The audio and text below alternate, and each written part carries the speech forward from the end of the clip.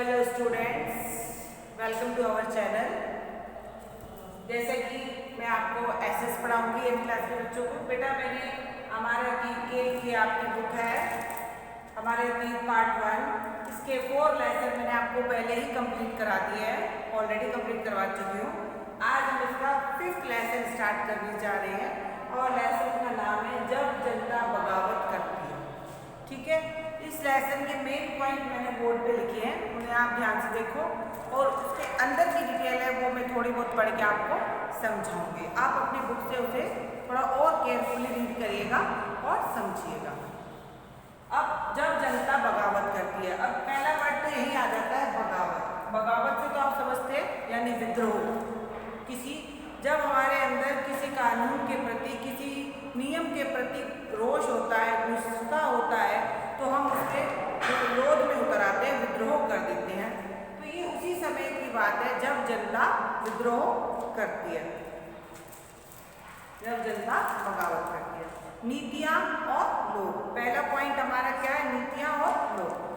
आपने इससे पहले वाले अध्याय में पढ़ लिया होगा कि ईस्ट इंडिया कंपनी की नीतियों से जनता और उसके प्रभावों के बारे में पता चलता है कि ईस्ट इंडिया की जो नीतियां थी जनता पर उसका क्या प्रभाव पड़ा। जो नीतियां और कार्रवाई जनता के हित के खिलाफ थी या जो उनकी भावनाओं को चोट पहुंचा रही थी, तो जनता ने उनके खिलाफ विद्रोह करना शुरू कर दिया। समझ आई आप कि ब्रिटिश सरकार ने, ईस्ट इंडिया कंपनी ने जनता के लिए जो नीतियां, जो कानून, जो नियम बनाए थे, जनता उससे खुश नहीं थी और उन नियमों से परेशान होकर जनता के भावनाओं को चोट पहुंची, तो जनता ने उनका विरोध शुरू कर दिया। उसके बाद आ गया था नवाबों की छिनती सत्ता। अब 18वीं सदी के मध्य में ही राजाओं और नवाबों की सत्ता गिरने लगी थी। 18वीं सदी के स्टार्ट के बाद जब बीच में पहुंचे तो नवाब और राजाओं की सत्ता छिनने लगी, मतलब कम होनी शुरू हो गई थी। उनके हाथ से राजपाट जाने लग गया था।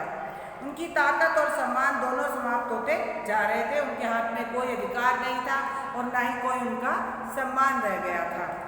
तो उसमें क्या था, उनकी जो सेनाएं थी उनको भंग कर दिया गया था। ये कह दिया गया था ना राजा है, ना उनका राज्य रह गया और ना ही उनकी सेना रह गई। उनकी सेनाओं को भंग कर दिया गया था और उनके राजस्व वसूले के अधिकार व इलाके के करके उनसे छीनते जा रहे थे। राजा और नवाबों को कुछ एरिया, कुछ क्षेत्र, कुछ राज्य, इलाके दिए गए थे जहाँ से वो राजस्व यानी कर की वसूली करते थे, जिससे उनकी आमदनी होती थी। तो धीरे धीरे ईस्ट इंडिया कंपनी उनके हाथ से उन एरिया, उन राजस्व वसूली करने के क्षेत्रों को भी छीनती जा रही थी। कई स्थानीय शासकों ने अपने हितों की रक्षा के साथ साथ वार्तालाप किया, जैसे कई शासकों ने क्या किया, ईस्ट इंडिया कंपनी ब्रिटिश से बातें की, भाई आप हमारा अधिकार छीनते जा रहे हो, ये गलत है, इसके बदले में हमें दूसरे अधिकार प्राप्त होने चाहिए। जैसे कि रानी लक्ष्मीबाई ने कंपनी से कहा कि मेरे पति की मृत्यु के बाद मेरे गोद लिए पुत्र को आप राजा बना दें। लेकिन अंग्रेजों ने इस बात से भी इनकार कर दिया कि इसके बाद कोई राजा नहीं होगा। उनकी एक नीति थी कि अगर कोई राजा बिना पुत्र के मर जाता है, अगर किसी राजा का कोई पुत्र नहीं है, आगे वंश चलाने वाला नहीं है, उसकी राजगद्दी पर बैठने वाला कोई नहीं है, तो ब्रिटिश उस राज्य को अपने राज्य में मिला लेते थे, अपने अंडर में ले लेते थे।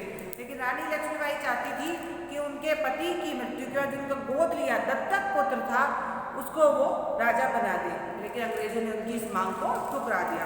इसके साथ साथ पेशवा बाजीराव द्वितीय ने के गोद लिए पुत्र नाना साहेब ने, पेशवा बाजीराव के गोद लिए पुत्र नाना साहेब ने भी कंपनी से विनती की कि उनके पिता को जो पेंशन दी जाती है वो उनके पिता की मृत्यु के बाद उनको दी जाए ताकि उनका गुजारा बंदा आगे से चल सके। लेकिन ब्रिटिश सरकार जो थी वो नशे में इतनी चूर थी कि उन्होंने क्या कहते हैं नाना साहेब की इस मांग को ठुकरा दिया। उन्होंने रानी लक्ष्मीबाई की भी और नाना साहेब दोनों की मांगों को ठुकरा दिया। अवध की रियासत अंग्रेजों के नियंत्रण में जाने लगी। रियासतों में से आखिरी रियासत थी, सारी रियासतें अंग्रेजों में चली मिल गई थी। अब लास्ट बची थी अवध की रियासत और वो भी अंग्रेजों के नियंत्रण में चली गई थी। 1801 में अवध पर एक संधि थोपी गई, सहायक संधि। 1801 में अवध शासन पर एक सहायक संधि सौंपी गई और 1856 में अंग्रेजों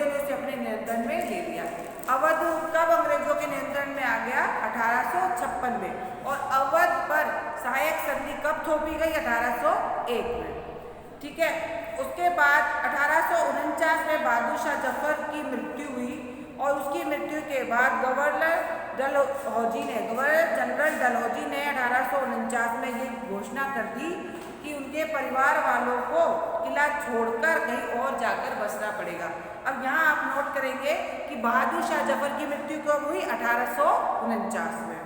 1856 में गवर्नर जनरल कैनिंग ने ऐलान किया कि बहादुर शाह जफर अंतिम मुगल बादशाह होंगे। अब अंतिम मुगल बादशाह कौन थे? बहादुर शाह जफर। यहाँ भी आप इसको अंडरलाइन करेंगे कि हमारे अंतिम मुगल बादशाह कौन थे? बहादुर शाह जफर। और इस बात की घोषणा किसने की थी? गवर्नर जनरल कैनिंग ने। कब की थी? 1856 में। और बहादुर शाह जफर की मृत्यु के बाद उनके किसी भी वंशज को बादशाह नहीं बनाया जाएगा, यानी कि वो ही अंतिम मुगल बादशाह थे। उनके पुत्रों को बादशाह नहीं बल्कि राजकुमारों की मान्यता दी गई। उनके बाद कोई मुगल बादशाह नहीं बना। तो हमारे अंतिम मुगल बादशाह कौन से हुए? बहादुर शाह जफर। उसके बाद आता है हमारा किसान और सिपाही। अब आपने देखा नीतियों से लोगों पर क्या प्रभाव पड़ा, नवाबों की जब सत्ता छीनने लगी तो क्या प्रभाव पड़ा। अब आ रहे हैं किसान और सिपाही। जो गांव के किसान थे, सिपाही थे, उन बदलती नीतियों से उन पर क्या प्रभाव पड़ता था। गांव के किसान और जमींदार भारी भरकम लगान और कर वसूली के सख्त नियमों से परेशान थे। मतलब किसानों और जमींदारों के ऊपर लगान लगा दिया गया था और वो भी भारी मात्रा में, जिसकी वजह से किसान और जमींदार बुरी तरह से परेशान हो चुके थे। भारतीय सिपाही भी असंतुष्ट थे। भारतीय सिपाही जो थे वो भी इस बात से खुश नहीं थे, जिसके लिए उनकी अपनी वजह थी। वे अपने वेतन, अब सिपाही क्यों नहीं खुश थे? वे अपने वेतन, भत्ते और सेवा शर्तों से परेशान थे कि वो उनके लिए नियम अलग थे और अंग्रेजी जो सैनिक थे उनके लिए नियम अलग थे। तो वो अपनी इन्हीं बातों से परेशान थे जो पक्षपात उनके साथ हो रहा था। कई नए नियमों से उनकी धार्मिक भावनाओं और आस्थाओं को भी ठेस पहुंची। कई नए नियम भी बने जिससे उनकी भावनाओं और आस्थाओं को ठेस पहुंचने लगी। अब नया नियम क्या था कि भारतीयों में पहले ये मान्यता की थी कि हम समुद्र से पार नहीं जाएंगे। भारतीयों का ये मानना था कि समुद्र से पार जाने से हमारा धर्म भ्रष्ट हो जाता है। अगर हमने समुद्र पार कर लिया तो हमारा धर्म भ्रष्ट हो जाएगा। लेकिन अंग्रेजों का ये कहना था कि अगर आप हमारी सेना में नौकरी करोगे, ब्रिटिश सेना में, तो युद्ध के लिए आपको समुद्र के पार भी जाना पड़ेगा। अब भारतीय सैनिक इस बात से बहुत परेशान थे। नौकरी कर छोड़ दें तो घर परेशान, और अगर नौकरी करते हैं और उन्हें समुद्र पार जाना पड़ता है लड़ाई के लिए तो उनका धर्म भ्रष्ट होता है। वो दुविधा में फंस गए। ये परेशानी चल रही थी। 1824 में जब सिपाहियों को कंपनी की ओर से लड़ने के लिए समुद्र के रास्ते बर्मा जाने को कहा गया तो उन्होंने इस आदेश को मानने से मना कर दिया। 1824 में उन्हें कहा गया कि आप समुद्र के रास्ते बर्मा जाओ और वहां पर युद्ध लड़ो, लेकिन भारतीय सिपाहियों ने इस बात से मना कर दिया। किंतु वे जमीन के रास्ते जाने को, तो वो कहते थे हम समुद्र के रास्ते नहीं जाएंगे, जमीन के रास्ते जाकर युद्ध को लड़ लेंगे। सरकार की इस हुक्म की जब अवहेलना हुई, जब सिपाहियों ने इस बात को मना किया तो वो तमतमा गए और उन्हें गुस्सा आ गया और उन्होंने, कंपनी ने क्या किया, एक इससे निपटने के लिए 1856 में एक नया कानून बनाया जिसमें उन्होंने साफ रूप से कह दिया कि अगर कोई व्यक्ति कंपनी की सेना में नौकरी करना चाहता है तो उसे जरूरत पड़ने पर समुद्र पार युद्ध के लिए भी जाना पड़ेगा। अब ये नया नियम कब बना? 1856 में, कि अगर सेना में नौकरी करनी है तो उसे युद्ध के लिए बाहर भी जाना होगा। और 1824 में उनको बर्मा जबरदस्ती युद्ध पे जाने के लिए जबरदस्ती की गई थी, जिसका उन्होंने विरोध किया। तो अब ये भी एक वजह आगे बगावत की कि उनके धार्मिक रिवाजों को, धार्मिक सोचों को ठोस पहुंच रही थी। उसके बाद है सुधारों पर प्रतिक्रिया। अभी सुधारों पर क्या प्रतिक्रिया?